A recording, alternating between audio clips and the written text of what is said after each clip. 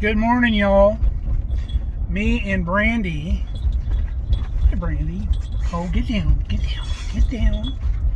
We are headed to the livestock auction this morning, and we're going to start looking at purchasing some beef on the hoof.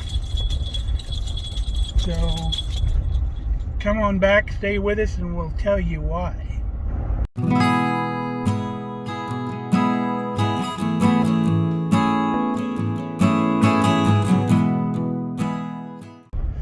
So, if you have a livestock auction anywhere near you, you can go to these auction houses and buy what's called a wayup.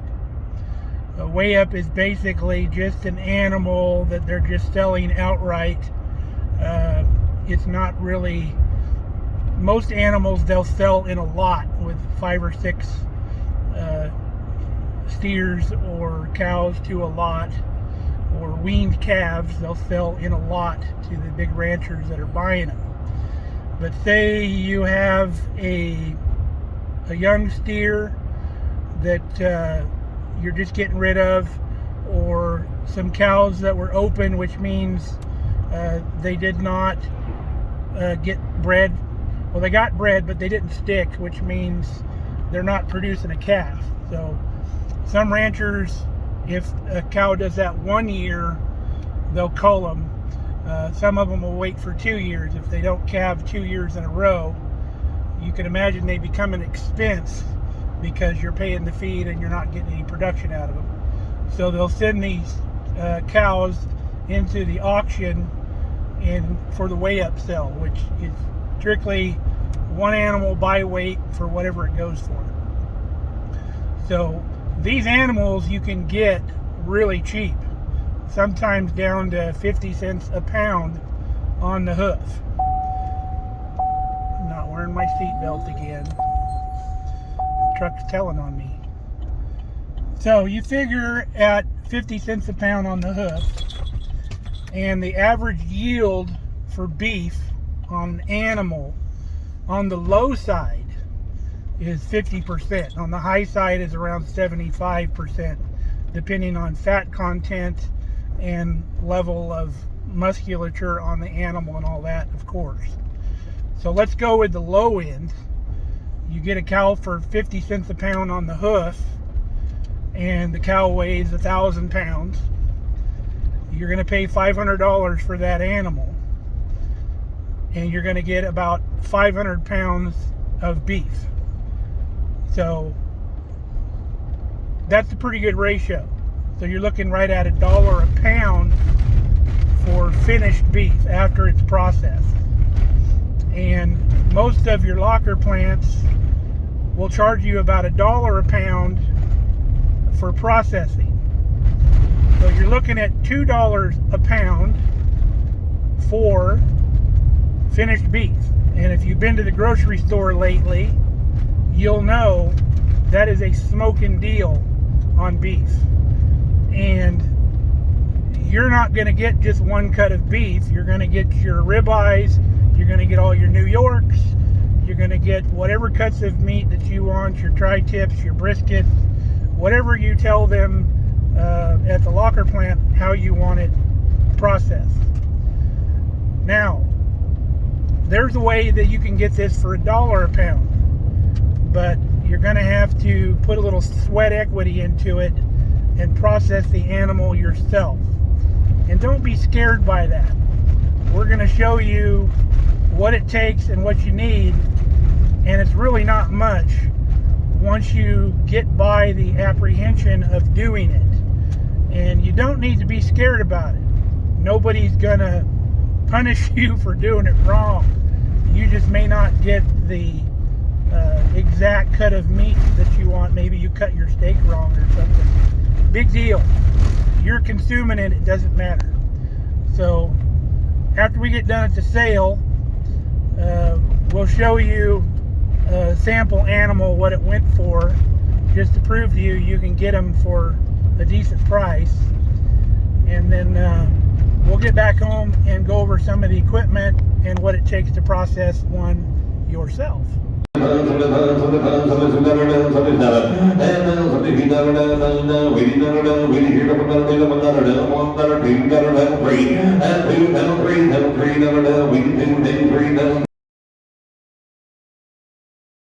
All right, we have made it back home. Here's those beans we did in yesterday's video. Somebody asked me, do you need to pre-soak the beans? No, you don't. They cook in the process. And you can see that's perfect amount of beans and liquid for the pint jar. So there's your answer. So let's get back to beef. So as you can see, that animal that we took the video of, it sold for 54 cents a pound, and it weighed 730 pounds. And that's on the hoof. So you figure at the low end, like we said, 50% yield. It could be higher, up to 75%. But at 50% yield, you're looking at 365 pounds of meat. So if you do the math on that, you're looking at $1.08 a pound. So if you process it yourself, that's all you're going to pay, the $1.08 a pound for your meat.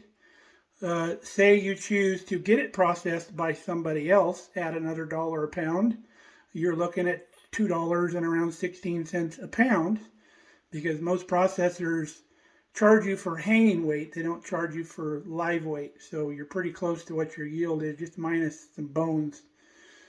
If you're getting all the boneless cuts, it's obviously going to cost you more in the long run, but I don't get boneless cuts. So just over $2 a pound. So you've been to the store, you've seen what that stuff goes for, and you're getting all the cuts of meat. So quite a savings. So let's get into some more of the particulars. So your next question probably is, how do I get that animal home? Or how do I get that animal to the processor? Well, if you're a homesteader, you're bound to have a friend that has a cattle trailer. If you don't have one yourself, I don't have one myself, but I have friends and family both that have little cattle trailers.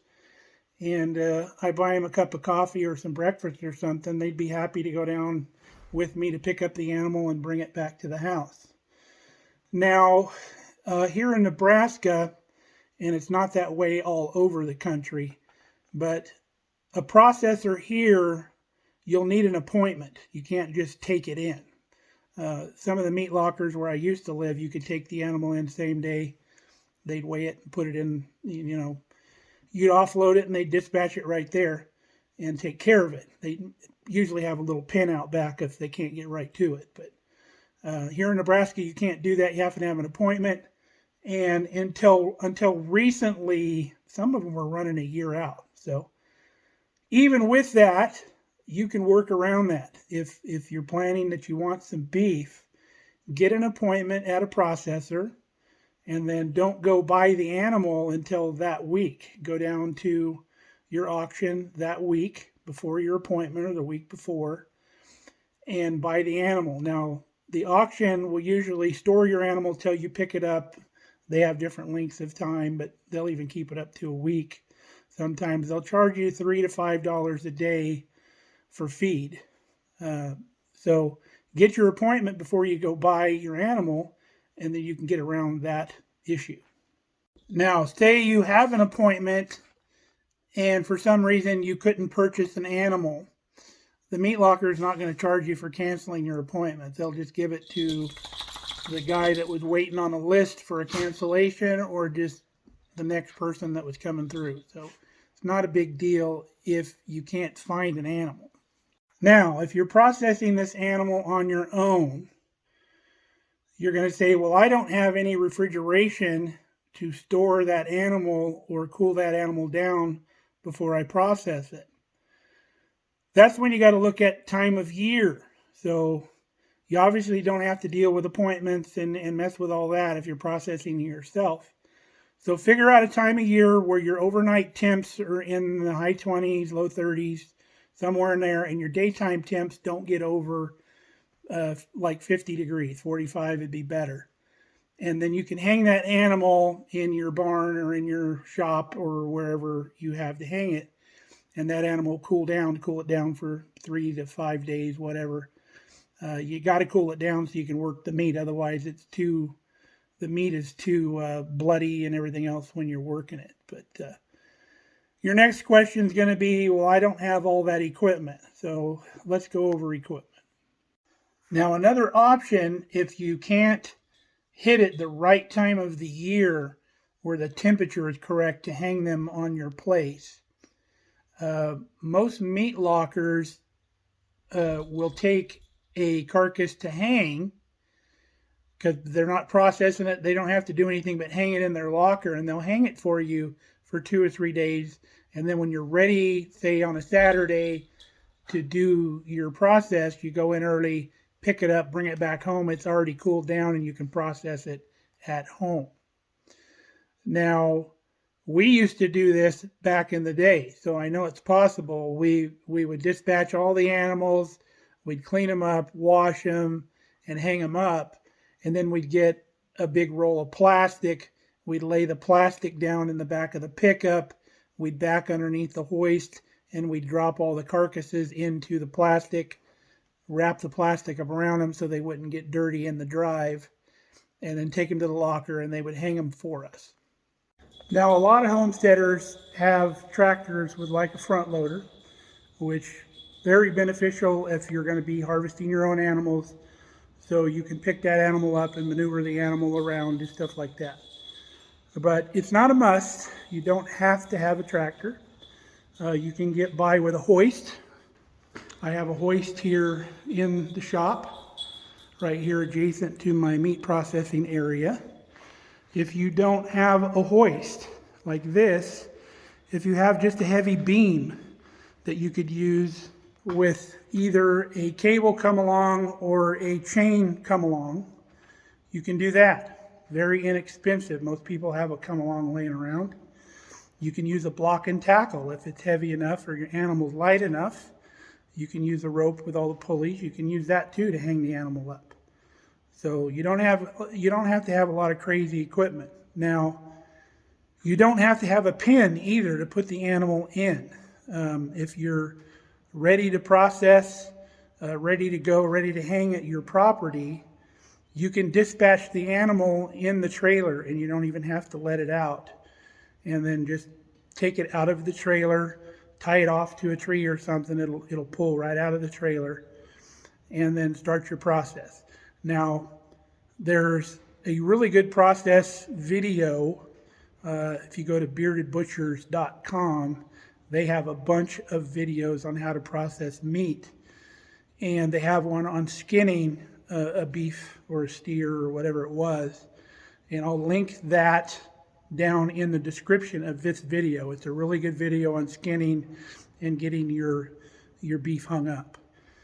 Now, as far as processing equipment, you don't have to have everything that I have here. You see I'm pretty well set up. I got a little bandsaw here. I got a cutting table that's on wheels I can move around. I got a big grinder. I got meat slicers, meat stuffers. I have a big stainless steel pan that I can use for when I'm stuffing sausage. I can put that on like a regular table. So I have a hoist. If I'm harvesting venison, I have a little hoist that goes in my receiver hitch of my truck where I can hang it right out where I dispatch the animal out in the country. But you don't have to have all this stuff. If you can hang your beef up, I'm going to show you a couple things that you can use instead of all this fancy stuff. So if I didn't have all this fancy meat processing equipment, this would be all I would need to process my animal. I have a knife sharpener here. These are really handy. Got a couple meat saws. This one's bigger. Say if you're doing beef, you'd want one this size. You could get these at like auctions or other places. You don't have to buy them brand new, but they're not that expensive brand new. This is a little one I take with me, like if I'm processing a deer, I'll take this with me. But if I'm not going to cut it in the field, I don't even need to take this with me. I just leave it here at home. This bigger knife works good for cutting steaks. This knife works good for like kind of filleting off silver skin, stuff like that. And this one I'll use for just taking meat sections out of the carcass, or like if I'm carving out a different roast or the back strap or something like this, I use this knife that's a little bit stiffer, and I do most of my carving out with this. Now you'll see if you go to that video on the bearded butchers that I'm going to link in the description, you'll see them cutting the carcass in half down the spinal column. What I have to do that is, this is just a Sawzall blade or reciprocating saw. It's a stainless blade. I think there's 3 or 4 of them in here, maybe 5. But they go right in your Sawzall, and you can use your Sawzall to just go down the spinal column of the animal, cut it into 2 pieces. Now a beef, you'll see if you watch some of the other videos, the beef you're actually going to quarter, whereas a hog I just half, and then I work on the halves. But quarter of beef, say the beef weighs 800 pounds hanging weight. Once you quarter it, you're only looking at about 200 pounds per piece. And so you can handle that with either a couple people, or like this rolling table that I have. I'll take this table over to the hoist and just put that quarter beef on this table. I don't even have to pick it up. And then I take it down off the hoist and just roll it to where I need to go. Now say you want some of this fancy equipment to make things a little easier. This bandsaw I got super cheap because the guy thought it was malfunctioning and he bought a new one. All the problem is it had a bad on-off switch.